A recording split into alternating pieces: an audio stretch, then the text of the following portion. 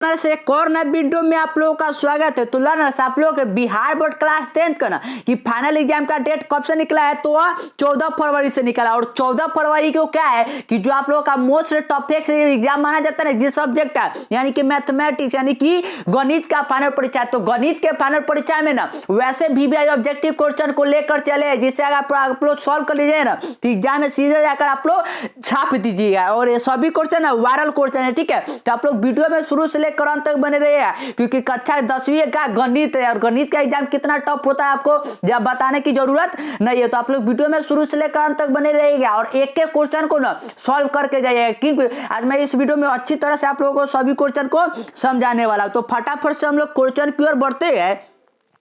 तो पहले क्वेश्चन की ओर बढ़ते हैं ना, तो जो पहला क्वेश्चन यहाँ पर है, तो पहला क्वेश्चन क्या है कि 144 के अभाज्य गुणनखंड में 2 का घातांक पूछा गया कि 2 का घातांक क्या होगा। तो सबसे पहले 144 को हम लोग तोड़ेंगे। तो 144 को अगर हम लोग फैक्टराइज करेंगे तो ये कितने मरतबे जाएगा, तो 72 मरतबे। फिर 2 से करेंगे तो ये जाएगा 36 मरतबे। फिर 2 से करेंगे तो ये जाएगा 18 मरतबे।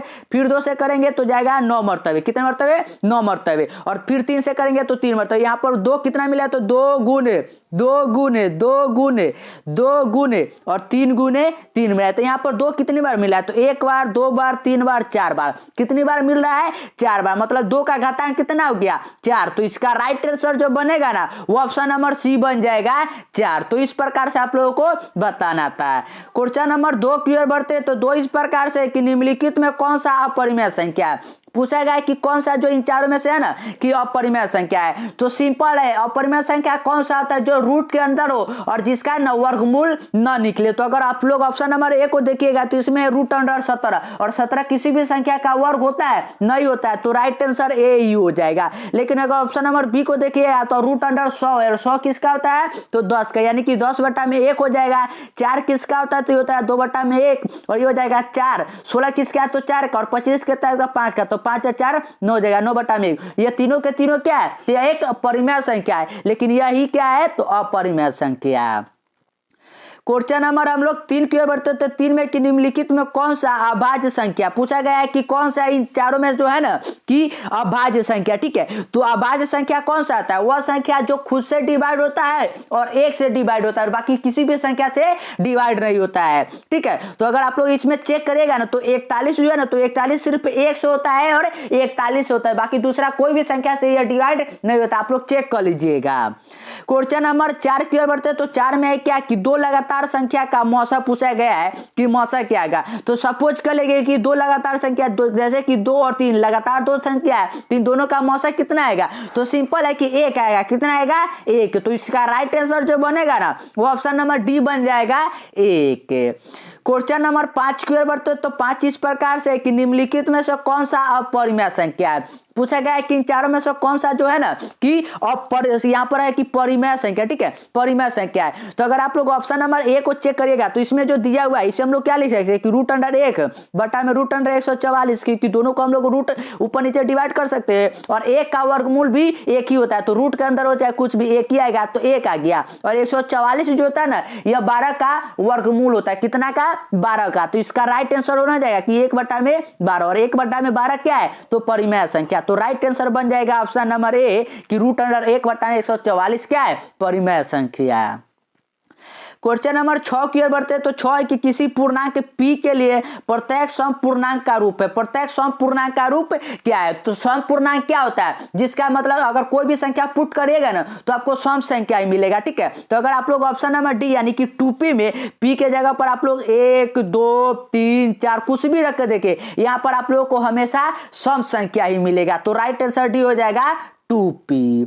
क्वेश्चन नंबर 7 की ओर बढ़ते तो 7 में क्या है कि निम्नलिखित में किसका दशमलव प्रसार जो है ना वह अशांत है। दशमलव प्रसार किसका, अशांत है, ठीक है। इसको आप लोगों को ना चेक करना है। तो इसके लिए क्या कंडीशन होता है कि जो हर वाला होता है ना उसमें 2 का पावर n और 5 का पावर n बनेगा ना तो अभी वो होता है शांत, नहीं तो सभी अशांत होते हैं। अगर आप लोग ऑप्शन नंबर ए को चेक करिएगा तो 50 है, यानी 10 गुने 5 करेगा और फिर मतलब यह बन जाएगा। बी वाला चेक करिएगा ना तो बी ही नहीं बनेगा। तो राइट आंसर बी हो जाएगा 39 बटा में 243 है। क्वेश्चन नंबर 8 की ओर बढ़ते हैं। तो 8 में क्या है कि बहुपद 5y square minus 14y plus 8 के शून्यकों का योग। तो शून्यकों का योग मतलब क्या है कि अल्फा प्लस बीटा पूछेगा। तो फॉर्मूला क्या होता है, ये होता है माइनस बी बटा में ए, और माइनस बी यानी बी का मान यहाँ कितना है तो माइनस 14, और माइनस माइनस मिलकर हो जाएगा प्लस यानी कि 14, और ए का मान कितना है तो 5। तो 14 बटा में 5 जोड़ा जाएगा, इस शून्यकों का योग हो जाएगा। और ये क्या है तो ऑप्शन नंबर सी में है कि 14 बटा में 5। क्वेश्चन नंबर 9 की ओर बढ़ते तो 9 इस प्रकार से है कि एक अशून्य परिमेय और अपरिमेय संख्या का गुणनफल होगा। पूछा गया है कि एक शून्य अशून्य को कोई भी परिमेय संख्या, ठीक है, और एक अपरिमेय संख्या, तो दोनों का जो गुणनफल हमें मिलेगा तो वह पूछा गया है कि गुणनफल हमें क्या मिलेगा। तो सिंपल याद रखिएगा कि अगर अपरिमेय संख्या को किसी भी संख्या से गुणा करवाइएगा ना तो अपरिमेय संख्या ही मिलेगा। तो राइट आंसर भी हो जाएगा हमेशा अपरिमेय। क्वेश्चन नंबर 10 की ओर बढ़ते तो 10 में क्या कि बहुपद x स्क्वायर माइनस 11 के शून्यक पूछा गया कि शून्यक क्या होगा। तो सिंपल x स्क्वायर, ये 11 को हम लोग 0 को उस तरफ ले जाएंगे तो x स्क्वायर इक्वल टू हो जाएगा 11, और x का मान चाहिए तो ये हो जाएगा plus minus root under 11, plus minus root under 11, और ये क्या है तो ऑप्शन नंबर डी में दिया हुआ है। तो राइट आंसर डी हो जाएगा। क्वेश्चन नंबर 11 की ओर बढ़ते हैं। तो 11 इस प्रकार से है कि निम्नलिखित में से किस द्विघात समीकरणों का योग -4 तथा गुणनफल -5 है। तो फॉर्मूला क्या आता है एक्स स्क्वायर माइनस एक्स, और ब्रैकेट के अंदर होता है अल्फा प्लस बीटा, और प्लस में होता है alpha into beta equal to 0। तो अल्फा मतलब क्या है कि शून्यकों का योग मतलब कि अल्फा प्लस बीटा का मान है -4, और गुणनफल मतलब कि अल्फा इंटू बीटा का मान है -5। तो पुट करिएगा तो माइनस माइनस मिलकर हो जाएगा प्लस 4x, और यहाँ पर -5 हो जाएगा। तो x square plus 4x minus 5 जो ना जाएगा वो हम लोग का राइट आंसर हो जाएगा। ये क्या है तो ऑप्शन नंबर डी में कि x square plus 4x minus 5। Question number 12 की ओर बढ़ते तो 12 में क्या है कि यदि बहुपद एक्स स्क्वायर माइनस के एक्स प्लस 8 के शून्यकों का योग 6 है तो के का मान, शून्यकों का योग मतलब क्या है कि अल्फा प्लस बीटा आप लोगों को दिया हुआ है 6, ठीक है। तो अल्फा प्लस बीटा का फॉर्मूला क्या होता है, ये होता है माइनस बी बटा में ए इक्वल टू ए कितना है 6 है, तो माइनस बी यानी कि के हो जाएगा, तो ये हो जाएगा के, और ए का मान कितना है तो ए इक्वल टू हो जाएगा 6, तो के का मान कितना मिला 6। तो इसका राइट आंसर जो बनेगा ना वो ऑप्शन नंबर डी बन जाएगा कि के का मान 6 हो जाएगा। क्वेश्चन नंबर 13 की ओर बढ़ते तो 13 में कि के किस मान के लिए समीकरण 3x minus Y equal to -8 तथा 6x माइनस के वाई इक्वल टू -16 समपाती रेखा को प्रदर्शित करता है। तो समपाती रेखा मतलब होता है कि इसका नॉन थोल होगा ना तभी, तो पुट करिए तो 3 बटा में हो जाएगा 6 इक्वल टू ये हो जाएगा कितना, तो ये हो जाएगा y यानी कि 1 बटा में हो जाएगा k, और ये इक्वल टू में हो जाएगा यह 8 बटा में 16। तो अनंत है तो 8 से 16 काटेगा तो 2 मरतबा k से गुना करवा दीजिए तो ये हो जाएगा k इक्वल टू 2, कितना हो जाएगा 2। तो राइट आंसर जो बनेगा ना वह मिल जाएगा 2। क्वेश्चन नंबर 14 की ओर बढ़ते तो 14 इस प्रकार से है कि 0 4 7 वाले दुर्घात बहुपदों की संख्या होगी। पूछा गया कि अगर 4 7 अगर दुर्घात समीकरण अगर उसका शून्यक है ना तो उसका पूछा गया कि शून्य को उसका दुर्घात समीकरण की संख्या कितना होगा। तो याद रखिए कि 2 होगा, कितना होगा 2, क्योंकि 2 है तो राइट आंसर ए हो जाएगा।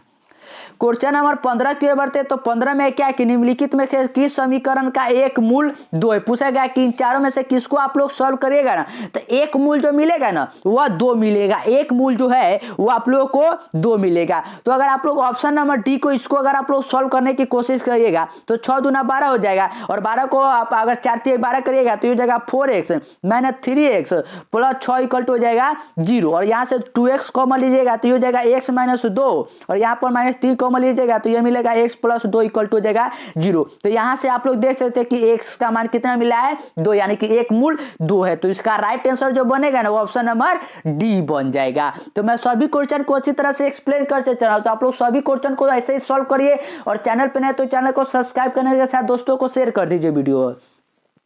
क्वेश्चन नंबर 16 की ओर बढ़ते तो 16 की यदि 2 चर में 2 रैखिक समीकरणों का आलेख प्रतिच्छेदी रेखा है तो हलों की संख्या पूछा है कि हलों का संख्या क्या होगा। तो प्रतिच्छेदी क्या आता है कि a1/a2 नॉट इक्वल टू अगर b1/b2 होता है ना तभी वह प्रतिच्छेदी रेखा होता है। तो यह कंडीशन क्या होता है, तो यह कंडीशन होता है कि कोई हल नहीं, मतलब कि सॉरी इसमें क्या होता है कि सिर्फ एक हल यानी कि अद्वितीय हल होता है। तो राइट आंसर ए हो जाएगा सिर्फ एक हल। क्वेश्चन नंबर हम लोग 17 की ओर बढ़ते हैं। तो 17 जो है ना, वह 17 इस प्रकार से कि यदि समांतर श्रेणी का सार्वंतर यानी डी का मान है आप लोगों को दिया हुआ -2 और एनवा पद एन हो, तो A17 माइनस A13 का मान पूछा गया है कि क्या होगा। तो A17 यानी कि A प्लस 16D माइनस है कि यहाँ पर क्या है कि A minus 12D equal to क्या होगा। तो A से तो A कट गया, 16D माइनस क्या है कि 12D करना है, 16D माइनस 12D। तो D का मान माइनस पुट करिएगा तो ये हो जाएगा -32 और ये हो जाएगा प्लस 12 दूना 24। तो -32 में से अगर 24 घटाइएगा तो ये कितना मिलेगा, तो 8 मिलेगा और -8। तो राइट आंसर जो बनेगा ना वो ऑप्शन नंबर डी बन जाएगा -8। क्वेश्चन नंबर 18 की ओर बढ़ते हैं। तो 18 की यदि समीकरण bx² plus ax plus c के मूल समान हो तो c का फॉर्मूला c का इक्वल टू क्या होगा। तो इसके बार बार आप लोगों को बताया कि अगर मूल समान होगा तो उसका कंडीशन क्या होता है कि a² बटा में 4b। तो राइट आंसर बी हो जाएगा। क्वेश्चन नंबर 19 में समांतर श्रेणी ऐसे कि समांतर श्रेणी 5, 8, 11, 14 डॉट का 12वां पद, मतलब n का मान है आप लोगों को 12 दिया हुआ, a का मान हो गया 5 और d निकलेगा तो 8 में से 5 घटाएगा तो 3 हो जाएगा। tn का फॉर्मूला क्या होता है, ये होता है a प्लस n-1 और इंटू में d। a का मान कितना है, तो a का मान हो गया यहाँ पर 5, n का मान 12 में से घटाएगा तो 11 गुने 3 तो 11 33 और 33 में 5 ऐड करिएगा तो मिलेगा 38। तो राइट आंसर जो बनेगा ना वो ऑप्शन नंबर बी बन जाएगा 38। क्वेश्चन नंबर 20 की ओर बढ़ते हैं। तो 20 में कि y अक्ष का समीकरण है, y अक्ष का पूछा गया कि समीकरण क्या है। तो सिंपल है, y अक्ष है मतलब कि x इक्वल टू कितना हो जाएगा 0। तो राइट आंसर बी हो जाएगा।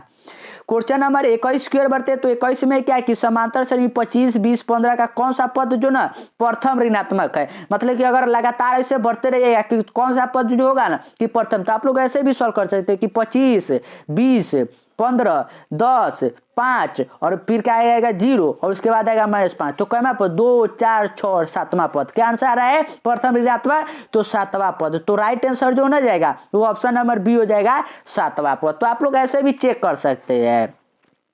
क्वेश्चन नंबर 22 की ओर बढ़ते तो 22 इस प्रकार से कि निम्नलिखित में कौन समांतर श्रेणी नहीं है। समांतर श्रेणी पूछा गया कि इन चारों में से कौन सा जो है ना कि वह नहीं है, ठीक है। तो अगर आप लोग इसमें अगर चेक करिएगा तो ऑप्शन नंबर ए तो समांतर श्रेणी है क्योंकि सब में आप लोगों को डी ही मिलेगा। क्या मिलेगा कि डी आप लोगों को सार्वंतर मिलेगा, बी भी होगा। लेकिन अगर आप लोग ऑप्शन नंबर सी को चेक करिएगा ना तो इसमें अलग अलग क्या है कि अंतर मिलेगा यानी डी का मान। तो राइट आंसर सी हो जाएगा।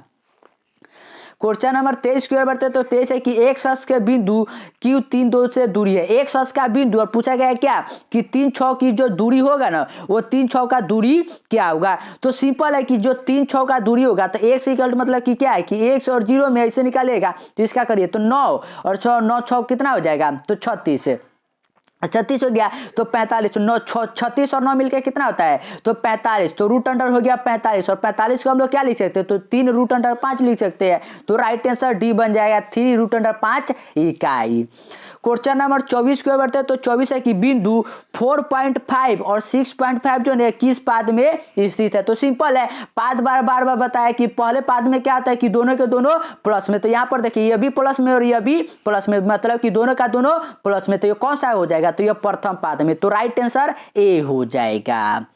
क्वेश्चन नंबर 25 की ओर बढ़ते तो 25 में क्या है कि बिंदु ए 3, -4 बी 1, 2 को मिलाने वाली रेखाखंड का मध्य बिंदु। तो मध्य बिंदु का फॉर्मूला क्या होता है, ये होता है x1 प्लस x2 बटा में 2 और ये होता है y1 प्लस y2 बटा में 2। तो जोड़िए 3 और 4 1 मिल को गया 4 और 4 को 2 से भाग करिएगा तो मिलेगा 2। y1 प्लस -4 प्लस 2 करिएगा तो 2 और 2 को 2 से भाग करिएगा तो -1। तो 2 और -1 जो ना जाएगा वो हम लोग का राइट आंसर हो जाएगा। राइट आंसर कहाँ तो सी में दिया हुआ है। क्वेश्चन नंबर 26 की ओर बढ़ते हैं। तो 26 है कि मूल बिंदु से बिंदु P क्या है कि -a और B की दूरी। मूल बिंदु मतलब कि 0, 0 से आप लोगों को दूरी निकाला है। तो सिंपल है, a का स्क्वायर करिएगा तो a² प्लस b²। तो root under a² plus b² जो ना जाएगा इसका दूरी हो जाएगा। क्वेश्चन नंबर 27 की ओर बढ़ते तो 27 में क्या कि यदि बिंदु K2 -3, 4 और 7, -5 सरेख हो तो K का मान पूछाएगा कि K का मान क्या होगा। तो सरेख का कंडीशन क्या होता है कि 1/2 equal to x1, x2, x3, y1, y2, y3, 1, 1, 1 equal to 0 होता है। जहाँ 2 तो इक्वल टू तो उधर चला जाता है। उसके बाद अगर आप लोग इसको सोल्व करिएगा तो ये मिलता है x1 y2 - y3 plus x2 निकल गया तो यहाँ से मिलेगा क्या कि y3 माइनस y1 और यहाँ से x3 निकालिए, उसी प्रकार सभी को पुट कर निकाल लीजिएगा। तो यहाँ पर जो k का मान आप लोग को 27 में मिलेगा ना, वह k का मान मिल जाएगा -63। कितना मिलेगा? -63। क्वेश्चन नंबर 28 की ओर बढ़ते हैं। तो 28 में क्या किया? यदि दो समरूप त्रिभुज भुजाओं का क्षेत्रफलों का अनुपात 25 64 है तो उनकी भुजाओं का अनुपात सिंपल है कि इसका 25 किसका स्क्वायर हो जाता है तो 5 का, और 64 किसका होता है तो 8 का। तो 5:8 जो ना जाएगा वह राइट आंसर हो जाएगा। क्वेश्चन नंबर 29 की ओर बढ़ते तो 29 में है क्या कि यदि त्रिभुज के शीर्षकों का नियामक 0 8 0 0 तथा 6 0 है तो त्रिभुज का परिमाण पूछाएगा कि परिमाण क्या होगा। तो इसी फॉर्मूले पर 1/में में तो x1 का मान कितना है तो 0, तो ये वाला तो पूरा 0 हो जाएगा। फिर x2 निकलेगा 0 और x3 सिर्फ बचेगा, तो x3 निकालेगा तो 6 x3 निकलेगा तो यहाँ पर क्या हो जाएगा कि y2 माइनस y1, x3 मतलब y1 माइनस y2, तो y1 का मान कितना है तो 8 माइनस y2 का मान कितना है 0, तो 8 8 48 हो जाएगा। 48 को 2 से भाग करिएगा तो कितना मिलेगा 24। तो राइट आंसर जो बनेगा ना वो ऑप्शन नंबर सी बन जाएगा, 24 का है। तो किसी इस प्रकार से हम लोग सॉल्व करते हैं। क्वेश्चन नंबर 30 की ओर बढ़ते तो 30 में क्या कि त्रिभुज एबीसी में AB square equal to BC square plus CA square हो तो एंगल C का मान पूछा गया है कि एंगल C का मान क्या होगा। मैं बनाकर दिखाता हूँ त्रिभुज, जैसे कि A B और C है, और जो ये AB है ना AB, ये वाला AB वह जो है ना यह BC स्क्वायर इसका स्क्वायर और इसका स्क्वायर इन दोनों के स्क्वायर के बराबर है। तो पूछा गया कि एंगल C मतलब कि ये वाला जो एंगल जो होगा ना यह कितना होगा। तो हम लोग जानते हैं कि अगर समकोण त्रिभुज होगा ना तो अगर उसका कर्ण जो होता है ना वह 90 डिग्री के सामने होता है, तो ये कर्ण है यही वाला, क्योंकि दोनों का स्क्वायर के बराबर है तो यही हो जाएगा 90 डिग्री। कितना होगा 90 डिग्री, तो राइट आंसर बी हो जाएगा। क्वेश्चन नंबर 31 की ओर बढ़ते तो 31 में क्या कि यदि कोण P डिग्री थीटा r त्रिज्या वाला त्रिज्या खंड हो तो त्रिज्या खंड का फॉर्मूला क्या है। तो सिंपल है, फॉर्मूला क्या होता है पाई r स्क्वायर P 360 डिग्री हो जाएगा। तो राइट आंसर बी हो जाएगा, क्योंकि थीटा के जगह पर P कर दिया है। क्वेश्चन नंबर 32 की ओर हम लोग बढ़ते हैं ना, तो 32 जो है ना ये बहुत ज्यादा इंपॉर्टेंट क्वेश्चन है, ठीक है। 32 नंबर बहुत ज्यादा इंपॉर्टेंट है। क्या है कि यदि किसी त्रिभुज के दो कोणों का तीसरा कोण के बराबर है, तो यदि दो कोणों का अंतर 50 डिग्री है तो त्रिभुज के कोण पूछा गया कि त्रिभुज का कोण कितना होगा। तो त्रिभुज का जो कोण होगा ना इसे आप लोग याद ही कर लीजिएगा, ठीक है। ये जो होगा ना ये होगा 20 70 90 20 70 90, तो राइट आंसर बी हो जाएगा। क्वेश्चन नंबर 34 की ओर बढ़ते हैं तो 34 इस प्रकार से कि यदि ओ केंद्र वाले वृत्त में TA और तथा TB दो स्पर्शरेखा इस तरह है कि एंगल ATB अगर 70 डिग्री है ना तो एंगल AOB का मान पूछा गया है कि क्या है। तो सिंपल है, हम लोग जानते हैं क्या कि 180 डिग्री का एंगल बनता है। तो 180 डिग्री में अगर यह 70 डिग्री हो गया तो बचा कितना तो 110 डिग्री, तो राइट आंसर बी हो जाएगा 110 डिग्री।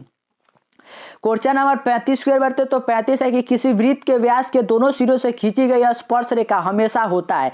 पूछा गया कि अगर जैसे कि कोई वृत्त है, ठीक है, उसके व्यास के दोनों सिरों, अगर यह व्यास है तो दोनों सिरों से अगर जो ऐसे अगर खींचा गया है ना तो यह पूछा गया है कि हमेशा क्या होता है, यह पैरेलल मतलब कि समांतर होगा, लंबवत होगा, प्रतिच्छेदी होगा या क्या होगा, यही पूछा गया है। तो अगर दोनों सिरों से अगर खींचा जाता है ना तो वो हमेशा समांतर होता है। क्या होता है समांतर। क्वेश्चन नंबर 36 की ओर बढ़ते तो 36 इस प्रकार से कि यदि एल जो है ना पैरेलल है एफ को तो ए का मान पूछा है। तो इन दोनों का योग कितना होगा 180, तो दोनों का जोड़िएगा तो 7a प्लस हो जाएगा 60 100 इक्वल टू हो जाएगा 180, और हमें चाहिए ए का मान, तो ए इक्वल टू हो जाएगा 80/7 80/7। इसे आप लोग सॉल्व कर लीजिए, ठीक है। तो ए का जो मान यहाँ से 36 का मान निकलेगा ना वो मिलेगा 20 डिग्री। कितना 20 डिग्री। क्वेश्चन नंबर 37 की ओर बढ़ते हो तो 37 इस प्रकार से कि 6 सेंटीमीटर त्रिज्या वाले वृत्त के केंद्र 10 सेंटीमीटर दूर स्थित बिंदु पर खींची गई स्पर्शरेखा की लंबाई। तो सिंपल है, 10 का स्क्वायर करेगा तो 100 और 6 का स्क्वायर करेगा तो 36, तो 10 और 100 में से 36 घटेगा तो मिलेगा 64, और 64 किसका वर्गमूल होता है तो 8 का। तो राइट आंसर जो बनेगा ना वो ऑप्शन नंबर बी बन जाएगा 8 सेंटीमीटर। क्वेश्चन नंबर 38 की ओर बढ़ते हैं तो 38 बहुत इजी क्वेश्चन है। क्या है कि 2 cos 37 डिग्री बटा में sin 53 डिग्री किसके बराबर है। तो cos को अगर हम लोग sin में चेंज करेंगे तो ये हमारे ऊपर मिलेगा sin 53 डिग्री, और नीचे तो sin 53 है तो ऊपर में कट जाएगा और मिल जाएगा 2 आंसर। कितना है 2, तो राइट आंसर डी हो जाएगा 2। क्वेश्चन नंबर 39 की ओर बढ़ते तो 39 इस प्रकार से कि यदि दी गई आकृति में दो वृत्त एक दूसरे के बिंदु एस पर स्पर्श करे तो पी आर इक्वल टू 4.5 है तो पी क्यू इक्वल टू कितना होगा। अगर पी आर इक्वल टू जो ये है ना 4.5 है तो पी क्यू का मान पूछा, पूरे का मान पूछा है कि क्या है, तो ये 4.5 है तो दोनों का जुड़िएगा तो कितना हो जाएगा 9 हो जाएगा। तो राइट आंसर भी हो जाएगा 9 सेंटीमीटर। क्वेश्चन नंबर 40 की ओर बढ़ते तो 40 में कि निम्नलिखित में कौन सेक 60 डिग्री के मान, तो सेक 60 डिग्री का मान कितना होता है तो 2 होता है और सेक 60 डिग्री का मान 2 है। तो कौसेक 30 डिग्री का भी मान तो कितना होता है 2 ही तो होता है। तो ये राइट आंसर हो जाएगा कि कौसेक 30 डिग्री के बराबर होता है। क्वेश्चन नंबर 41 की ओर बढ़ते तो 41 में क्या है कि यदि दिए गए समकोण त्रिभुज एबीसी में ए बी अपॉन ए सी यानी कि यह क्या है, यह है बी और यह है पी, तो बी बटा में पी किसके बराबर होता है, बी बटा में पी आप लोग कहिएगा, सॉरी ये 90 डिग्री तो यह हो जाएगा एच। तो यहाँ पर क्या है कि ए बी बटा में एच यानी कि ए बी बटा में यानी कि पी बटा में एच, पी बटा में एच, तो पी बटा में एच किसके बराबर होगा, तो आप लोग पढ़े हैं कि साइन अल्फा जो होता है ना वो क्या होता है कि पी बटा में एच के बराबर होता है। तो राइट आंसर ए हो जाएगा। क्वेश्चन नंबर 32 की ओर बढ़ते सॉरी 42 की ओर, तो 42 है कि कॉसेक थीटा इक्वल टू है बी बटा में ए, तो सेक थीटा का मान पूछा गया। तो कॉसेक का फॉर्मूला क्या होता है, यह होता है एच बटा में पी और सेक थीटा का फॉर्मूला क्या होता है, यह होता है एच बटा में बी। तो एच का तो एच रह गया यानी कि बी ऊपर तो रहेगा ही रहेगा, तो ये दोनों तो पहले ही कट गए। उसके बाद इसको निकालिएगा ना तो यह मिलेगा बी स्क्वायर माइनस ए स्क्वायर और ये कहाँ है तो ऑप्शन नंबर ए में। तो राइट आंसर ए हो जाएगा। क्वेश्चन नंबर 43 की ओर बढ़ते तो 43 ये कल ही मैंने क्वेश्चन करवाया था कि tan 1 degree tan 2 degree tan 3 degree dot dot tan 89 degree है ना, तो tan 1 से tan 89 कट जाएगा, tan 2 से tan 60 और बीच में बच जाएगा tan 45 डिग्री, कितना tan 45 और tan 45 का मान कितना होता है 1। तो इसका राइट आंसर जो बनेगा ना वो ऑप्शन नंबर बी बन जाएगा 1। क्वेश्चन नंबर 44 के बढ़ते तो 44 है कि cos 90 डिग्री माइनस ए किसके बराबर होता है, तो cos 90 डिग्री माइनस ए किसके बराबर होगा, तो सिंपल है कि साइन ए के बराबर होगा। तो राइट आंसर जो बनेगा ना वो ऑप्शन नंबर बी बन जाएगा साइन ए। क्वेश्चन नंबर 45 की ओर बढ़ते तो 45 है कि ए अगर 45 डिग्री है 35 डिग्री तो sine A into cosec A का मान क्या होगा, तो सिंपल उसको हम लोगों को ना एंगल का मान ही नहीं लिख रहा। कॉसेक ए को हम लोग क्या लिख सकते हैं कि साइन ए, क्योंकि एक बटा में साइन ए किसके बराबर होता है कॉसेक ए, तो साइन ए से साइन ए कट गया तो कितना आंसर मिला 1। तो इसका राइट आंसर जो बनना जाएगा वो ऑप्शन नंबर सी बन जाएगा 1। और ये सभी क्वेश्चन है डिट्टो आपके एग्जाम में छपने वाले क्वेश्चन है, क्योंकि ये सभी क्वेश्चन बहुत ज्यादा वीवीआई क्वेश्चन है। आप एक एक क्वेश्चन को आप लोग याद कर लीजिएगा, ठीक है। क्वेश्चन नंबर हम लोग 46 की ओर बढ़ते तो 46 में क्या कि 3d इक्वल टू 90 डिग्री, तो थीटा इक्वल टू क्या होगा 3 से भाग करेंगे तो 30, तो cos 30 डिग्री का मान कितना होता है, तो आप लोग कहिएगा कि √3 बटा में 2 और ये कहाँ है तो ऑप्शन नंबर ए में √3 बटा में 2। तो राइट आंसर ए हो जाएगा।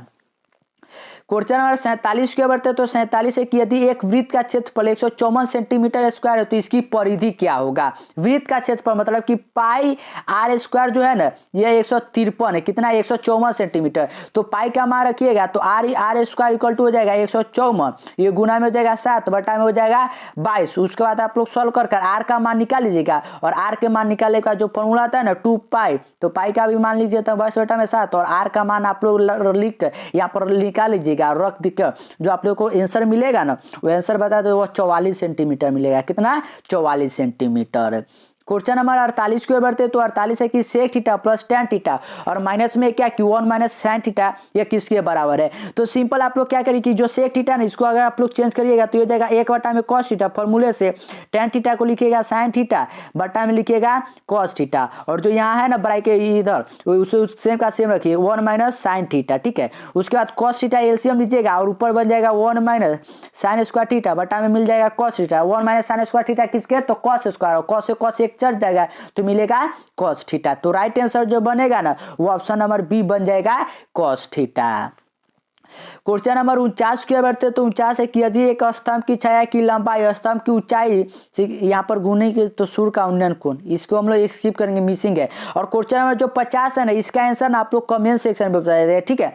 50 है क्या कि 9 tan square alpha minus sec square 9 sec square alpha का मान क्या होगा। तो इसका आंसर ना आप लोग कमेंट सेक्शन में बताइएगा, ठीक है। और आप लोग लगातार पढ़ते रहे क्योंकि आपके एग्जाम का जो समय ना वो बहुत ही कम बचा है। और चैनल अगर वीडियो मतलब पसंद आया तो आप लोग चैनल को सब्सक्राइब भी कर लीजिएगा और दोस्तों के साथ शेयर भी कर दीजिएगा।